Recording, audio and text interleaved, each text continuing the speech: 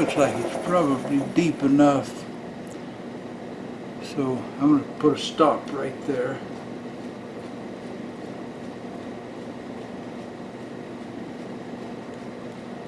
It's not deep enough. We can always come back and do more later. That certainly looks deep enough to me. Don't leave much of a little ring at the bottom. All right. That's deep enough.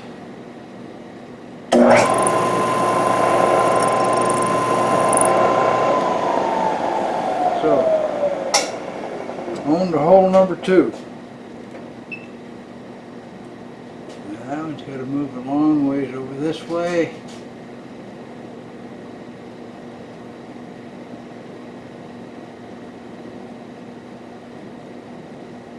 And I'm going to go slow again so I don't overrun everything.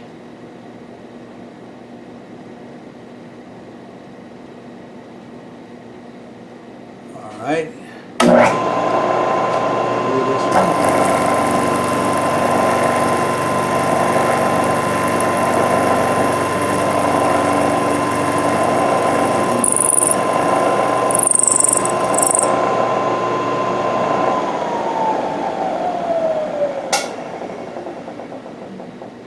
On to hole 3.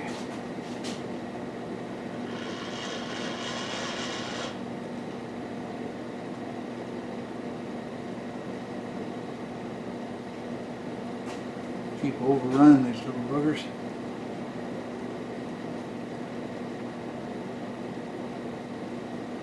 All right, hole number 3.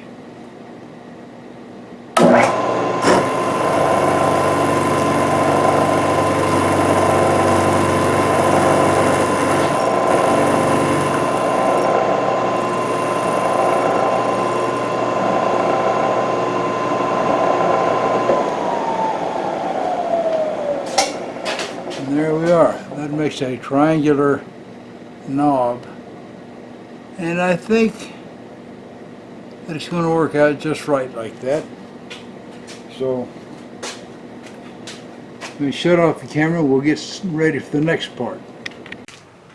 Well, this is what the weather looks like in South Texas on the 1st of October. Looking really good. Miss Daisy's out checking things out. She approves of it. Of course, she's probably going to make me a daisy drop or 2 out there, but she likes it out there. Yep, oh, we don't need to watch that. That's X-rated. But anyway, Miss Daisy's approved of the weather. My little fruit tree out there is really putting out the stuff. I don't know what the fruits are at all. They look like limes, but they're not limes. And they taste really good. Sweet and citrus. Beats me what they are, but there they are, huh? Oh well. Back to the machining. Alright, now this is an essential part for the job. This is the part that holds the screw into the bottom of the mold. I've got one for 6mm. I got one for 1/4 but I don't have one for 10/24. So we will find this thing is hidden away in this piece of metal down here. I know it's in there. We just have to cut it out. Well, the first thing we're going to do is, turn off the camera and oil up the lathe. Alright, this is the outer part of it. The part we're looking at there that fits in there, and this fits. So that's down to size. So the next step, of course, hollow out the middle, put a threaded hole in it, and then make this part here the smaller diameter right here. This is the next step, the smaller diameter, after I drill the hole in it like that. Alright, let's do some drilling.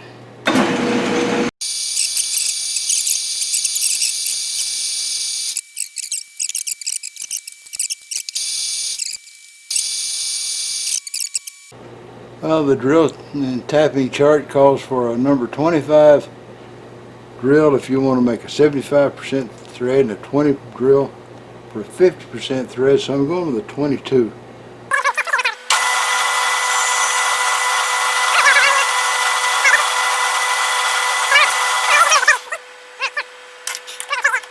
Get pretty well through with everything to thread it. I'm pretty near to all the way through. Alright, back to sleep while I get the boring bar. I measured the other hole again with the calipers. It's a 1/2 inch hole, which would be about right for a number 10 screw, you know, to be passing through. So we'll either just do the 1/2 inch end mill, good flat bottom.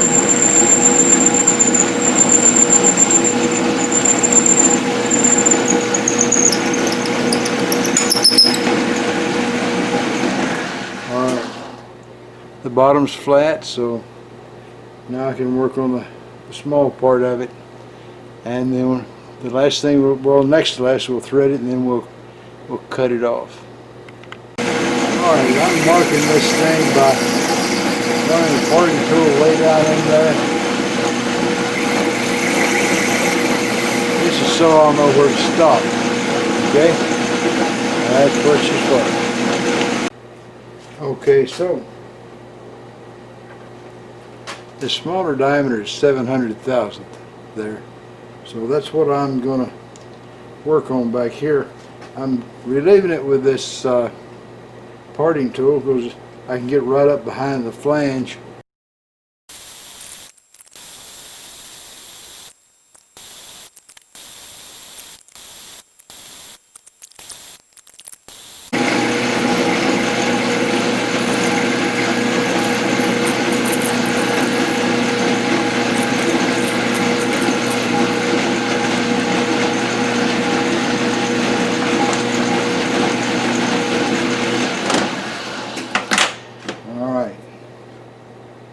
This is kind of hot, so I'm going to hold it a lot, but there's the hole we're going to tap.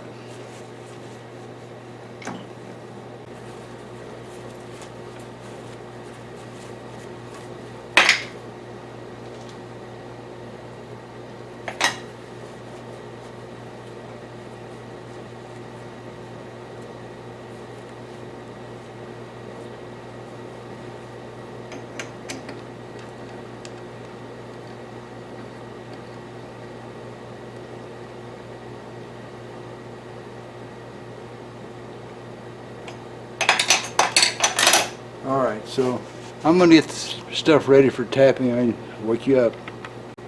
I'm not going to power tap this. I'm so close to finish till it really wouldn't make any real difference, but that'd burn it. Let's see what happens.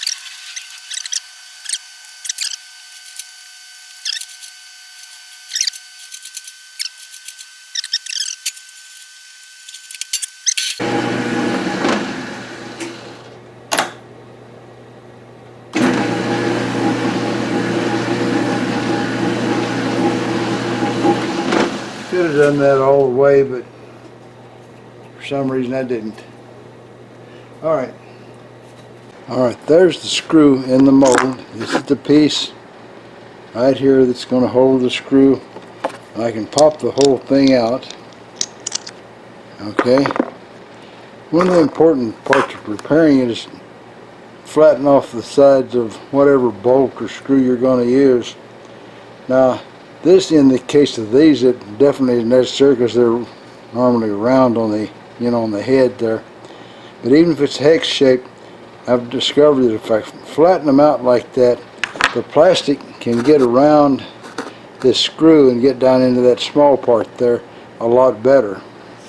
Something about having a big head on the bolt cools off the plastic and too fast and stops it from getting down into that bottom cavern. Okay, so we've got her done. The top of this is the same top I used screwed onto the extruder over there, or injector. I guess injector is better. Okay, so I built my plastics injector, extruder, whatever you want to call it, on the side of the hydraulic press so it won't take up extra room. I didn't have to make feet or legs or anything for it. So what we're going to do is we're going to plug the little booger in, let it start heating up, and once it's up to temperature, we'll squeeze plastic into this mold right there. Okay? So here we go. I don't have an on-off switch, but that's just another expense. So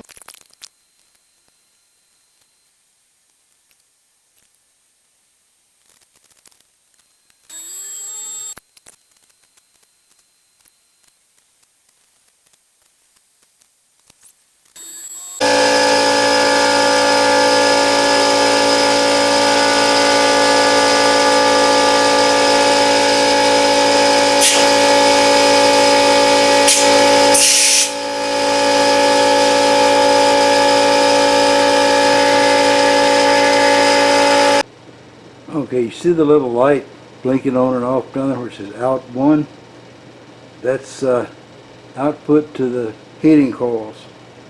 And as it passes across the set point going down, it starts adding heat. This thing will rock around about 10 or 15 degrees on either side of the set point. It's not tuned terribly well, and I haven't bothered tuning it because it seems to work pretty good as it is, so why get carried away, you know? But anyway, it's heating up nicely, and I'll give it a good squeeze and see if we can get any plastic into the mold. I don't know if it's going to put any in there or not right off, but we'll see.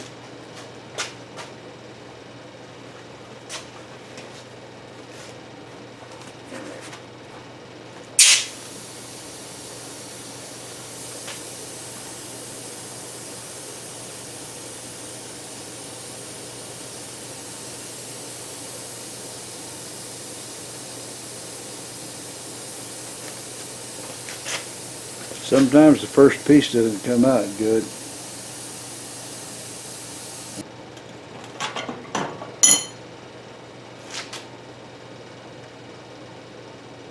Nope, just a little bit's all we got. Not enough to do any good.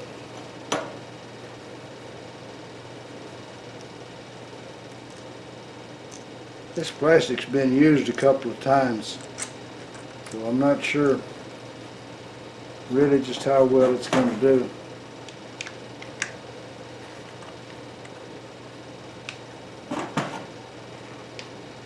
So we'll just keep on trying.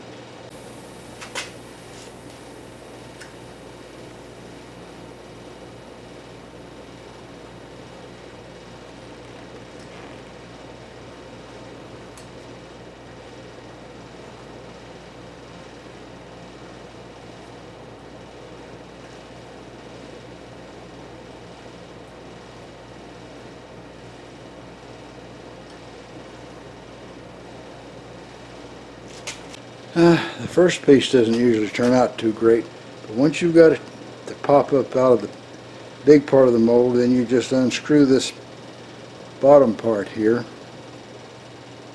and hope that it comes out all right. This one's not too good. Like I say, the first one's not usually all that grand. It did really well.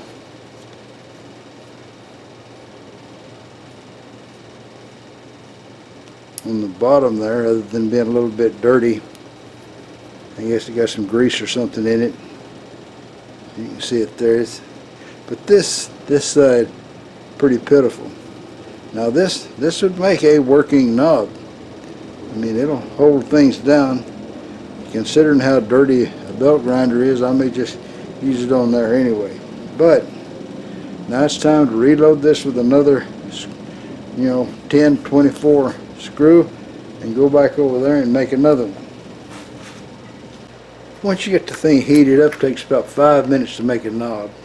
What I've got is, I started on making this as another lid for another mold so I could put the clamps on it put it over here and have it filling up while I was cooling out the other one.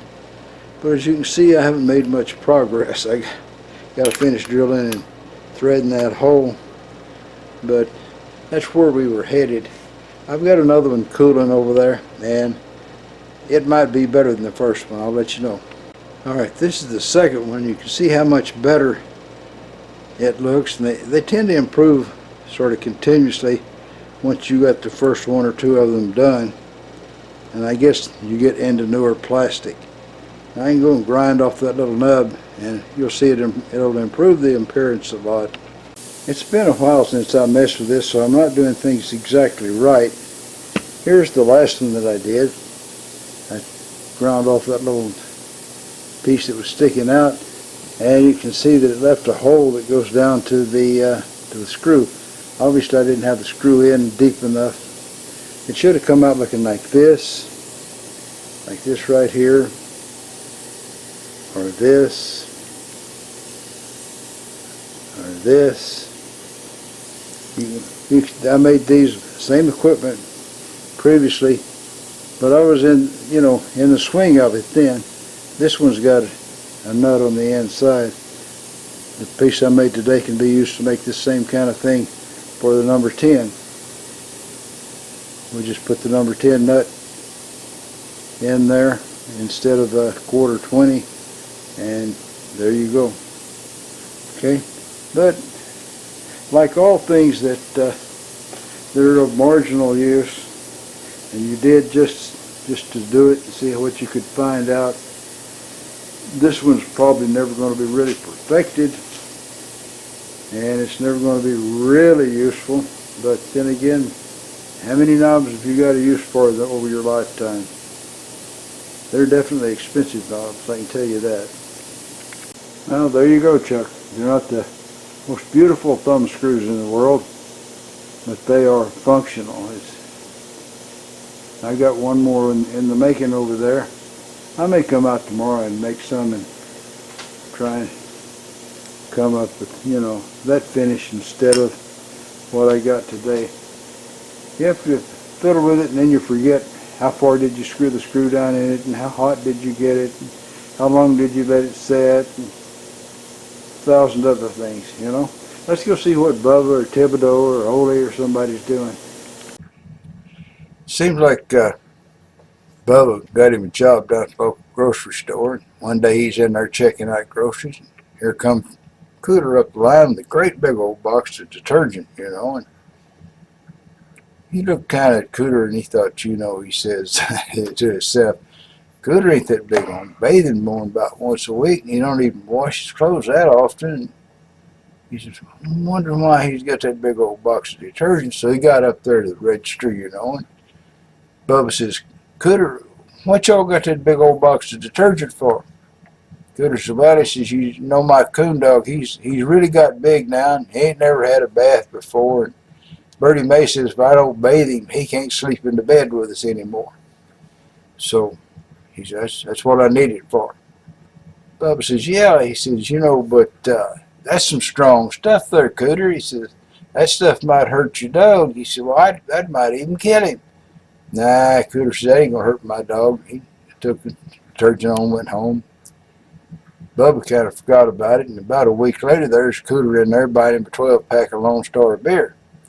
And Bubba says, hey, Cooter, he says, just how's your dog doing? Oh, Cooter said, my dog died. Bubba says, I told you so. I told you the detergent's too strong. Cooter says, no, he says, I don't think it was the detergent that killed him. He says, I think it was the spin cycle. Well, that's all, folks. Y'all try to subscribe if you're not already a subscriber. Leave a comment if you got something to say. And above all, remember, keep on keeping on. Bye now.